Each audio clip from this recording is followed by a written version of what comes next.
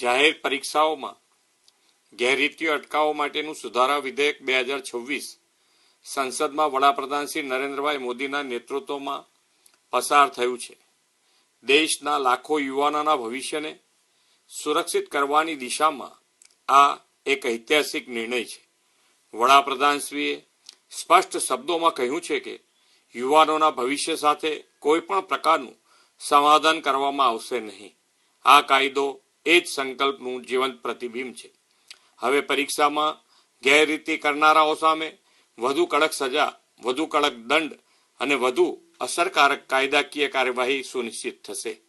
કેન્દ્ર સરકારે પારદર્શક, નિષ્પક્ષ અને વિશ્વસનીય પરીક્ષા વ્યવસ્થા માટેનું મજબૂત કાનૂની માળખું તૈયાર કર્યું છે. પેપર લીક, પરીક્ષા કૌભાંડ અને અન્ય ગેરરીતિઓ સામે હવે ઝડપી તપાસ, ફાસ્ટ ટ્રેક કોર્ટ, ખાસ સરકારી વકીલો, ટેકનોલોજી આધારિત સુરક્ષા અને પરીક્ષા પ્રક્રિયામાં જોડાયેલા તમામની સ્પષ્ટ જવાબદારી સહિતની જોગવાઈઓથી પરીક્ષાની વિશ્વસનીયતા વધુ મજબૂત બનશે. પરીક્ષા એજન્સીઓની કાર્ય પદ્ધતિ, ટેકનિકલ સિક્યોરિટી, ડિજિટલ સર્વેલન્સ અને એક્ઝામ મેનેજમેન્ટને આધુનિક બનાવવા માટે એક ઉચ્ચ સ્તરીય સુધારા માળખાની રચના પણ કરવામાં આવી છે.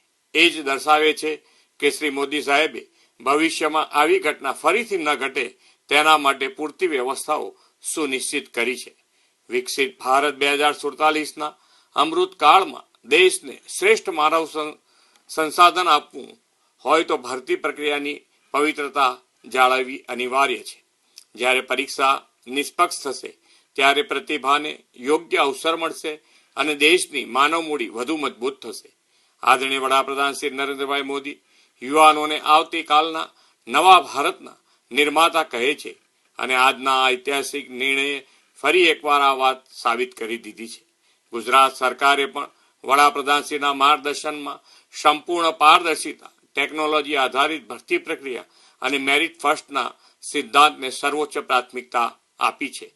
સમગ્ર ગુજરાત આ સુધારાને આવકારે છે.